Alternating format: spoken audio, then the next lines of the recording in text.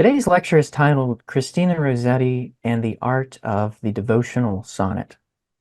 Sonnets, they're a type of lyric poem that demand intellectual as well as bodily attention. It requires us to think with our minds and our eyes and ears. The word sonnet comes from the Italian sonnetto, which literally means little sound. And as a practicing Anglo-Catholic, Christina Rossetti's religious life was full of little sounds. Anglo-Catholicism involved a restoration of medieval Roman Catholic liturgical practices back into the Protestant Church of England. Those of you who were here for the Victorian lecture know that that was a time when religion was being reformed, renewed, and in some ways changed. And the Oxford movement is participating in that. It was started by a group of clergymen in Oxford, primarily, who wanted to restore some of these ancient practices back to the church, the medieval Roman Catholic traditions, as a way to sort of enrich piety and to return to a more native English style of worship.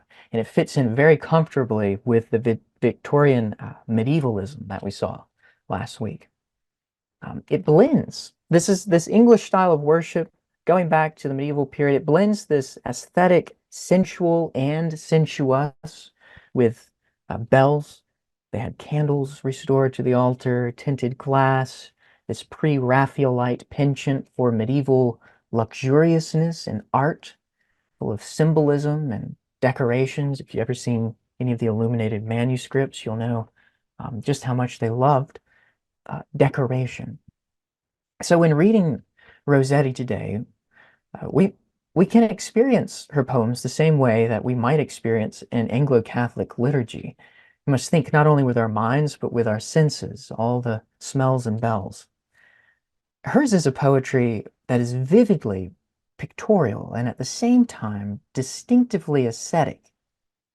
It's strange. You don't think those two could dwell together, but I think that's a very Anglo-Catholic sensibility. It's at times very passionate, even erotic, and at the same time chaste in its austerity, surprising in its austerity. So I want us to think about sound for a moment, just before we begin reading the poetry. There was a sound that from the 13th century onward would have been very familiar to everyone in England and Europe. They would have heard this little sound every Sunday in the liturgy of the sacrament. So when the priest reciting the Latin Mass, which would have been incomprehensible to most common people, at least inaudible. The Mass back then wasn't so much of a dance as it is today. It's more performative, and the priest would sometimes be muttering, so you wouldn't really follow along, even if you did learn no Latin. But at the pivotal moment, when the priest lifts up the bread and wine in persone Christi and transforms it into the body of Christ and the blood of Christ, this little bell would be rung, sometimes the church bell, but oftentimes just a clutch of bells would be rung to call the attention of everyone present and to signal that a profound transformation has taken place through the language of the liturgy. And as we think about the devotional sonnet today, I'd like to think of Christina Rossetti's sonnets as such a sound. Her sonnets are sounded to be heard above the indiscernible utterances of human life. A sound to summon and focus attention. A sound to call one to remembrance of something. A sound to turn us from the quotidian horizontal range of the eye to something new and significant. Captures our mind. And as a sound that signals the turn of a profound transformation. Excuse me. Welcome everyone to the third lecture in our May mini course on devotional poets. Today's lecture will cover Christina Rossetti's later life sonnets, a double sonnet of sonnets. It's 28 sonnets, so sonnet has 14 lines, so it's double that. It's kind of two sonnets made up of 28. And I'm joined over Zoom by Patreon supporters who are sponsoring my public humanities work and helping me make the study of poetry available to readers outside the university. So if you're watching this on YouTube, this is thanks to them. We're going to meet after the lecture to chat and read some poetry, hopefully with some tea. So if you're interested in joining us and supporting these lectures, you can find more information in the description below. Let's talk about the anatomy of a sonnet. Sonnets became popular in England in the Renaissance. We covered this in the lecture on Renaissance poetry. They were translated from the Italian poet Petrarch's sonnets and then adapted to the English language. Sonnets are sounds, but they're also little motions. They move according to a strict yet compact form modeled upon the Italian sonnets of Petrarch. The poems usually expressed romantic love, or eros, uh, sexual desire even, usually spoken by a male lover addressing this idealized woman way out of his league. But as poets in England mastered the sonnet form, some of them began to experiment with it as a way to address God, as a devotional expression, which is in a lot of ways generically radical. The Puritan poet Anne Locke is the first to do this, with her translation of Psalm 51 as a sonnet sequence in 1560. But you may also think of John Donne's Holy Sonnets, or his La Corona. The Holy Sonnets, Death Be Not Proud, Batter My Heart, Three-Personed God. All of these are sonnets, and I think Rossetti is certainly in conversation with Donne particularly, out of all of the devotional sonneteers. But we have to think, just as they did, what does it mean to speak to a deity in a sonnet? How is prayer, specifically prayer carried upon the wings of sound, able to come alive in new ways in the sonnet form? I want to give you an example of a classical sonnet. Going to a translation of Petrarch's sonnet. This is Sonnet 15, translated by Joseph Auslander.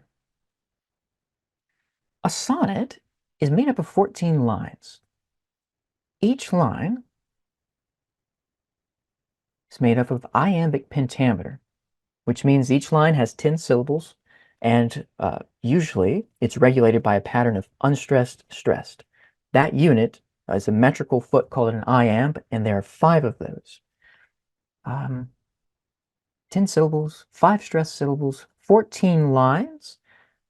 In the Italian form, we have what's called the octet, the first 8 lines, followed by the 6 lines, the final 6 lines. These are organized by their own rhyme scheme. So that's the anatomy. I mentioned it's also about motion and transformation. There's what's called the volta built in, an internal mechanism of the sonnet that's meant to be a turn. So when we read this, we'll hear the turn. Usually it's signaled by some conjunction like but, or yet, or therefore. Here's Petrarch in his very Petrarchan mode. Tears, bitter tears, fall in a bitter rain, and my heart trembles with a storm of sighs when on your beauty bend my burning eyes, for whose soul's sake the world seems flat and vain. But ah, when I can see that smile again, that chaste, sweet, delicate smile, then passion dies, withered in its own flaming agonies, gazing upon you. Passion is lost in pain. So here we have the octet, internal rhymes in this translation. He's clearly addressing his lover. And then we have the turn. Here at line 9, but very conspicuous shift in thought. All too soon my very soul is rocked when you depart, and with your passing dear, pluck from my perilous heaven my stars, oh sweet. Then at last, by love's own keys unlocked, my soul from out my body leaping clear on wings of meditation, finds your feet. Kind of strange. Sonnet, really? The octet was concerned with the effects of her presence, being able to see her, and the sonnet is very much interested in seeing. And then the sestet was concerned with the effects of her visual absence and how that absence was resolved through meditation, a kind of ecstasis. My soul from out my body. That's the ecstasy. So there's this built-in transformative mechanism of the volta in the sonnet, and the sestet is able to achieve some kind of solution or resolution, and sometimes a transcendence of the bodily absence of his lover. Through meditation, he finds her feet, which is interesting. It's the point of contact between the earth and body, and the fact that he's doing that in meditation, I think is fascinating. But there's a long line of devotional sonneteers.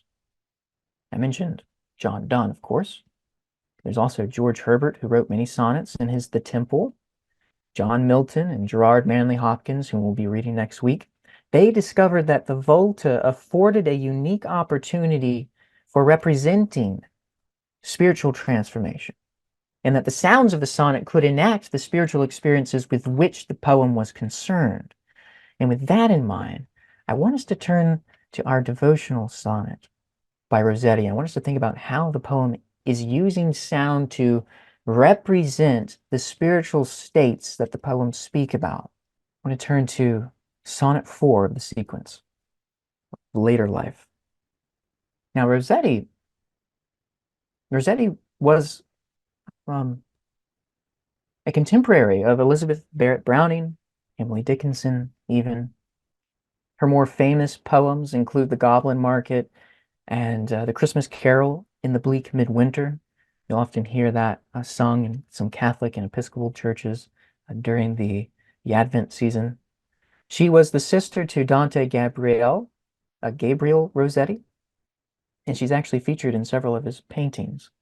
Rossetti was a poet who was well acquainted with the joys and trials of the Christian life. And in her Sonnet 4, in the Later Life sequence, Rossetti describes the spiritual condition of weariness and depression. I'm sure it's an experience, no matter religiosity, that we've felt at some time. So I want to read it first. So tired am I, so weary of today, so unrefreshed from foregone weariness, so overburdened by foreseen distress, so lagging and so stumbling on my way, I scarce can rouse myself to watch or pray, to hope or aim or toil for more or less. Ah, always less and less, even while I press forward and toil and aim as best I may. Half starved of soul and heart-sick utterly, yet lift I up my heart and soul and eyes, which fail in looking upward toward the prize. Me, Lord, thou seest, though I see not thee. Me now, as once the thief in paradise. Even me, O Lord, my Lord, remember me. Perfect Italian sonnet. All of these are, with the octet and the sestet. Rossetti, her father was an exiled Italian patriot who actually wrote poetry and commentaries on Dante, and her mother was an Anglo-Italian who worked as a governess, so she has this very personal connection to this form. But I want to closely read this poem.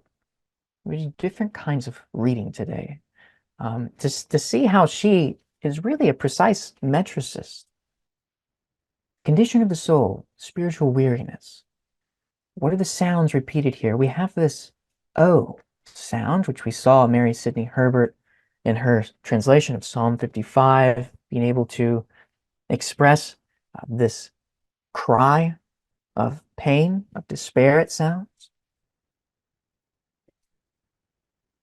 We also have the repetition of 4, which then collides here with 4, coming to fulfillment there, which we'll get there right at the end of the octet, and several interlocking vowel sounds, of course, with the long A's throughout. But listen to what the meter is doing. We stay on line 2. Metrically, a very interesting line. Instead of 5 stressed syllables, I think there are only 3. It begins and ends with 2 limp syllables. It slogs wearily, mounting to 3 stressed syllables there in the middle, and then ebbing away with that dactyl weariness. So unrefreshed from foregone weariness. Line 4 is also lagging.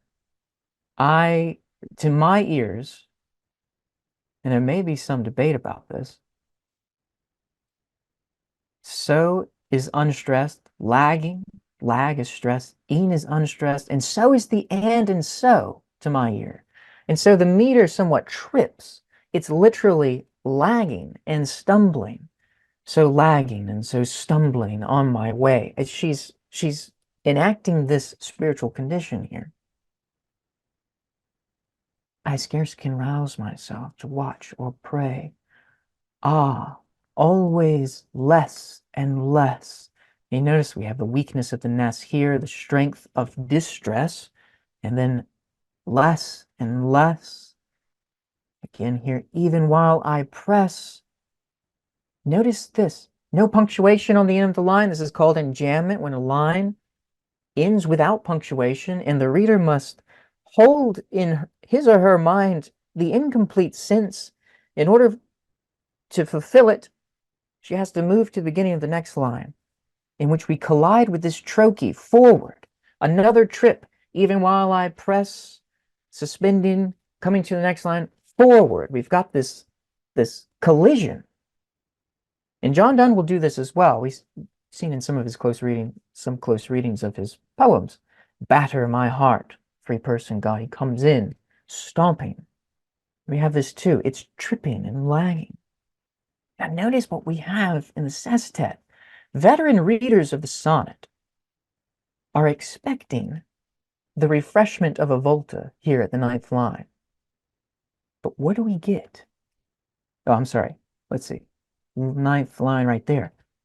Half starved of soul and heart-sick utterly. Yet lift I up my heart and soul and eyes. There's the lifting up above the quotidian horizontal range up to some spiritual transformation. But this is the 10th line. What we get at the volta instead is a subordinate clause which prevents the main subject and verb. We've seen in Milton's sonnet on his blindness that the volta actually comes early. It rushes in to prevent the murmur. But here in Sonnet 4, the volta is delayed, and she's not making a mistake. It's to draw us into the experience of this delayed respite, the desired turn that is given at line 10 with yet. This is the kind of word we're expecting. Lift I up. Sonnets being concerned with the movement of the eyes. Even in that Petrarch sonnet, it is the ocular absence of the beloved which causes him to find respite in meditation in a brief moment of anxiety where she's gone, he doesn't know how to live. But here the lover, or God, the beloved, is also visually absent. Though I see thee not, thou seest. And yet the speaker of the poem is ever visually present before him, though he is visually present from her. So there's some consolation being given here in the sestet. And how does the poem resolve or conclude? Utter dependability upon God. I think the resolution actually happens in Sonnet 28 at the very end of this sequence, in the act of remembrance. Remember me. The sound itself has the power to recall, with this repetition of me. Ceased, though I see thee not. Me, now. And then the semblance, as once with this simile, the thief. So we have the figural alignment of her with the thief in paradise, who died with Christ on a separate cross. We also have the sonic link there between me and thief in paradise. Even me, remember me. It's this commendation. She wants the sound of a sonnet to remind God of her own self, even me. Longing and loss and thwarted desire are some of the major themes of her poems, not just this sequence, but many of her poems. They're often lamentations, attempting to leap from spiritual depression to consolation, or at least some answer or meaning. And in a way, these are not only confessional poems dealing with the personal and private, but also poems of consolation. I see Rossetti giving voice to grief in hopes that the grief may be answered by the same utterance, or perhaps by a different utterance. There's a lot of Protestant American churches today, there's not much room for grief. In fact, it's often unwanted. It's interesting, at least in my religious environment here in the United States, American evangelicalism, it seems to me to remain rather suspicious and even hostile to lament, even has a tendency to regard grief of others as impious or even dangerous. Some are even punished for grieving or doubting because of grief. But the air of Rossetti's sonnets is unrepressed. We have the windows open. There's no stasis or forced jollity or pretended joy. Her joys and sorrows are natural rather, and real, not fabricated or purchased. I think she knows better, along with the Hebrew psalmists and other devotional poets of old, including poets of other traditions like Rumi, that lament is an important part. Grief is a way to preserve the good and the lost, and a way to persevere through it. And this is a strange way of looking at grief. But I think this is what Rossetti's doing in these sonnets. It's a feature that is increasingly lost, I think, and cheapened by commercialized forms of religion. But for Rossetti, grief, just like celebration, is a healthy form of remembrance. I think grief is under the domain of memory. And you may have noticed that memory is a major preoccupation of not only these sonnets, but her other lyrics. In Sonnet 7, it is memory that casts in relief love. And I'll just briefly read this poem. To love and to remember, that is good.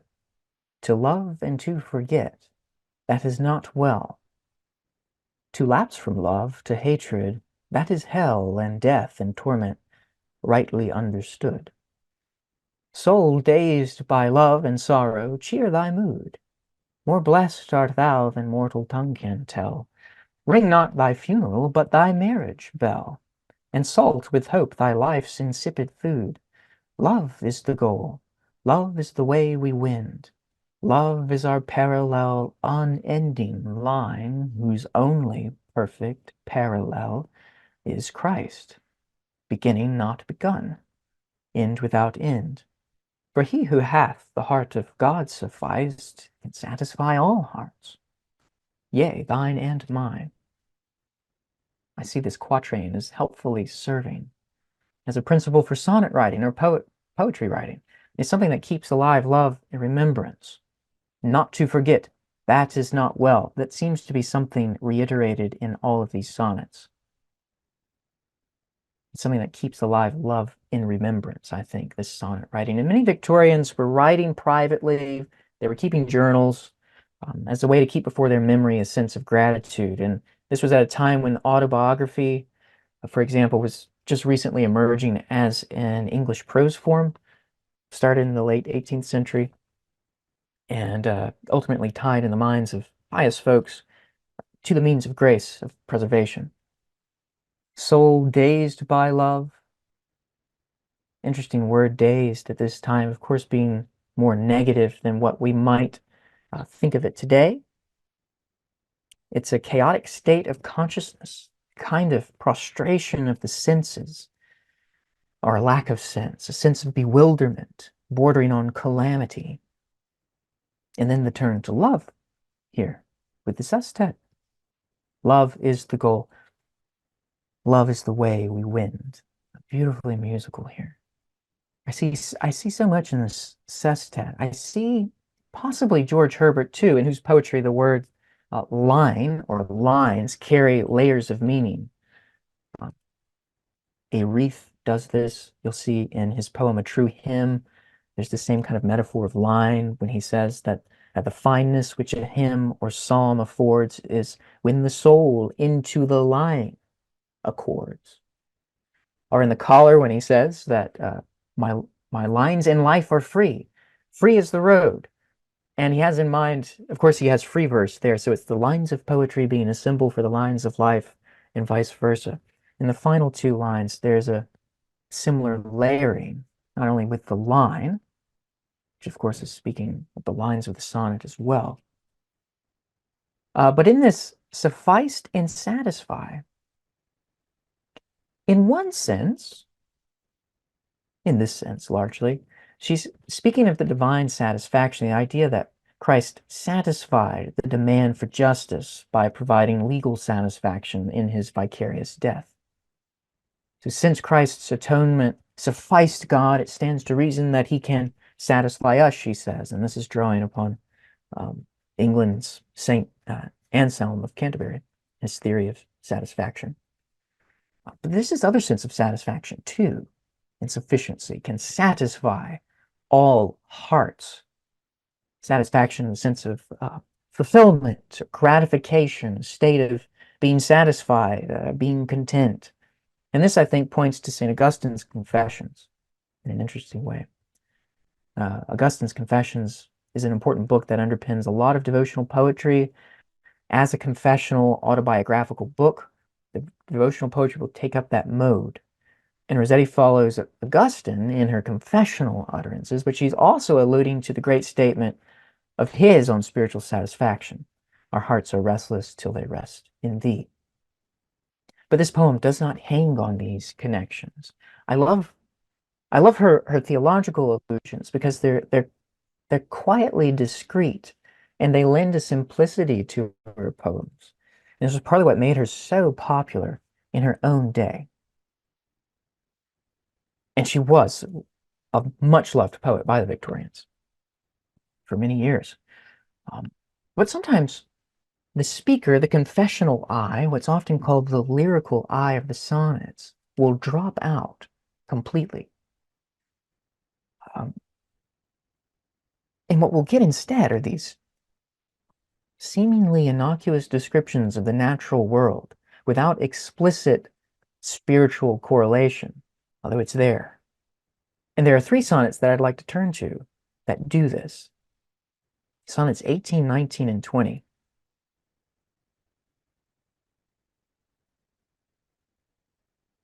It's fascinating how these three poems describe a spiritual state without explicitly telling us the spiritual state being described. But the context of the sonnets within this sequence, I think, illuminates the meaning perfectly. You really have to start from the beginning and move through on this journey. And let me read them for you. I'll be performing some distant reading after each poem. Using the microscope and telescope of criticism, you can closely read, and then you can do all kinds of other kinds of reading as well, which is just as important. So late in autumn, half the world's asleep, and half the wakeful world looks pinched and pale. For dampness now, not freshness, rides the gale, and cold and colorless comes ashore the deep with tides that bluster or with tides that creep. Now veiled uncouthness wears an uncouth veil of fog, not sultry haze, and blight and bale have done their worst, and leaves rot on the heap. So late in autumn one forgets the spring, forgets the summer with its opulence. The callow birds that long have found a wing, the swallows that more lately gat them hence, will anything like spring, will anything like summer, rouse one day the slumbering sense? Summer slumbering sense, rouse. So musical. But notice the fear here. Forget, forget. And I love the volta echoing this here, introducing the question that the sestet will ask and leave unanswered. This, I think, is a sonnet of, if not fear, of at least an anxious expectation of something dreaded to come. And that's what autumn portends, coming of winter. But in the next poem, she's actually surprised to discover that winter is not so bleak as she imagined in the previous sonnet. Here now is winter. Winter, after all, is not so drear as was my boding dream, while autumn gleamed its latest watery gleam on sapless leafage, too inert to fall. Still leaves and berries clothe my garden wall, where ivy thrives on scantiest sunny beam. Still here a bud and there a blossom seem hopeful, and robin still is musical. Leaves, flowers, and fruit, and one delightful song remain. These days are short, but now the nights, intense and long, hang out their utmost lights. Such starry nights are long, yet not too long. Frost nips the weak, while strengthening still the strong against that day when spring sets all to rights.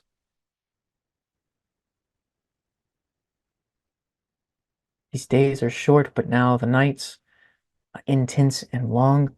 Winter, of course, being the natural symbol of death, but there's also this expectation of new life for her.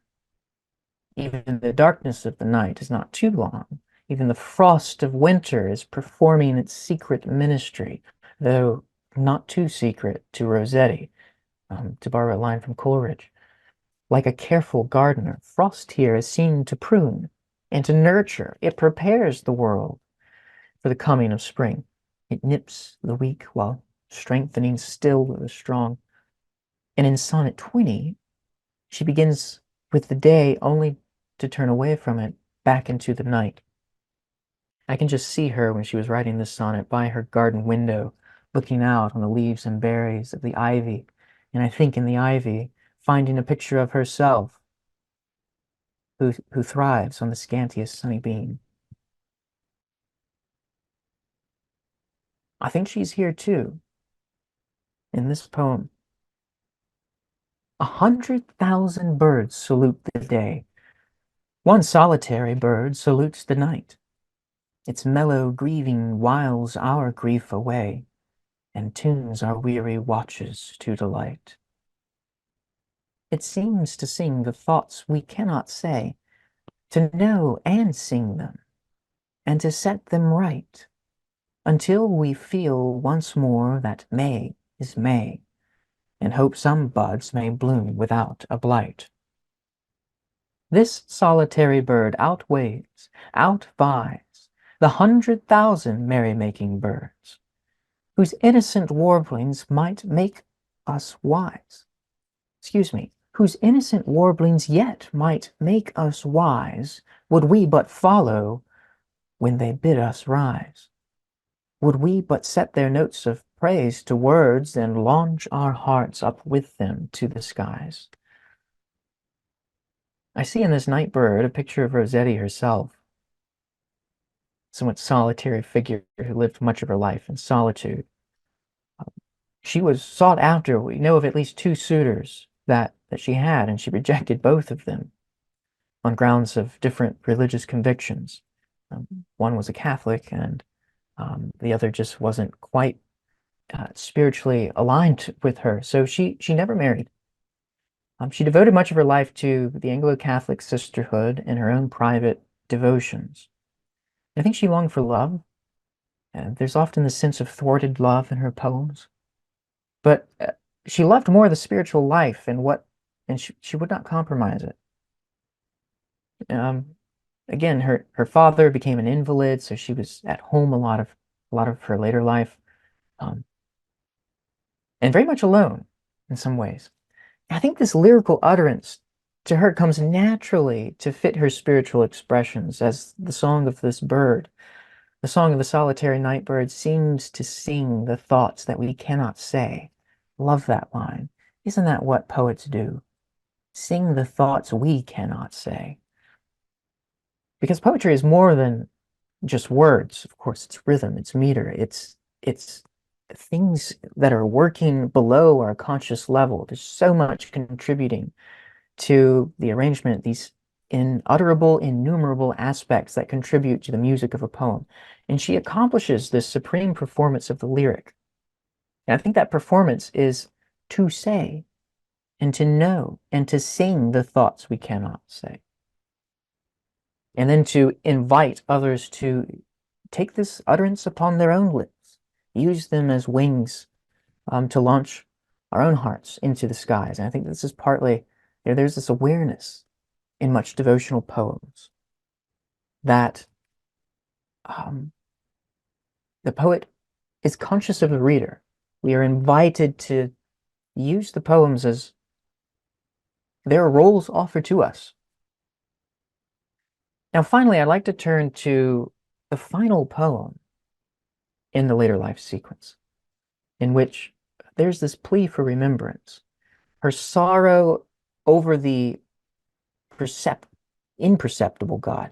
So I see, at the end of Herbert's The Temple, we see many of the themes being reiterated, answered, and called back to in Love 3, the very last poem. I see this happening here too. In this poem, the plea for remembrance, her sorrow over the perceptible absence of God, the burden of weariness, the fearful expectation of death in autumn, and the hope for spring amidst winter, and the solitude of the lonely poet find its consolation in this mystical society, in the presence of God and the saints. Again, this idea of the absence. She was not alone. She lacked human company, but found solace in her faith. Well said, Robert, in the comments. In life, our absent friend is far away, but death may bring our friend exceeding near, show him familiar faces long so dear, and lead him back in reach of words we say. He only cannot utter yea or nay in any voice accustomed to our ear. He only cannot make his face appear and turn the sun back on our shadowed day. The dead may be around us, dear and dead. The unforgotten, dearest dead may be watching us with unslumbering eyes and heart, brimful of words which cannot yet be said, brimful of knowledge they may not impart, brimful of love for you and love for me.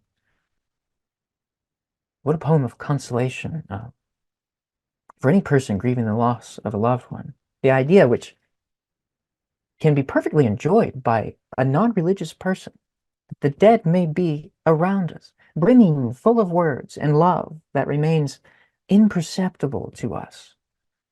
And this is answering that Sonnet 4, many of the other sonnets dealing with the absence. Rossetti draws upon the great cloud of witnesses, it's true, from the epistle to the Hebrews in the New Testament. I think she's also calling up the Anglo-Catholic reintroduction of the communion of saints as a possibility for intercessory prayer. One of the most moving experiences is to hear the litany of the saints sung. And that was something that the Oxford movement introduced, being made aware of this mystical presence of a company. So in writings published after her death, she's largely praised. And I was surprised to find how popular Christina Rossetti was to her time, how important she was. In one of the essays, so the Lord Bishop of Durham, Reverend B.F. Westcott, wrote an essay in appreciation of Christina Rossetti, and he goes as far to call her, she is the preeminent spiritual poet of our age. Huge thing to say. And I think she's very much representative of the Victorian period. She was forgotten in several decades following her death. Those of you who know about the modernist period over there for the lecture on the modernism, on the modernist era, probably have a sense of why that was. It really wasn't until the 20th century, late 20th century, when Rossetti and other Victorian women poets were revived by feminist theorists largely, and many others who were saying, wait a minute, Rossetti's poetry is fantastic. And so is Browning, Elizabeth Barrett Browning's, and many others. And I think Rossetti's poetry offers us not only a description of spiritual experience, but a reenactment of that experience, an experience of it through the language. She has such faith in language. In that sonnet 28 that I just read, line 4, and lead him back in reach of words we say. It's very logocentric, her outlook. And in this way, poems may be remade. They're not just enactments, but roles offered to us. Herbert is very cognizant of this, of what he hopes readers will do. How happy were my part, he writes in Obedience, if some kind man would thrust his heart into these lines. And I think that's what poetry in general is for us. The devotional sonnet doesn't just offer the templates for relational awareness. It doesn't just communicate an idea and enact an experience, although it does all of that. They also offer models for our own prayers, for our own ways of informing our psychological mind, our spiritual lives, and our psychological health and experience. You know, sometimes the word depression isn't quite complex enough. Sometimes there are many different kinds of depression. And I think you get such a range for it in these poets. Especially for Rossetti, there are many kinds of it, and devotional poetry can give us a sense of that and assure us that we are not alone in our experience. And there's some consolation in that, through the power of language, through the power and sounds of the sonnet. So now we're going to read some Rossetti poetry and discussion. Thanks everyone on YouTube for watching, and until next time.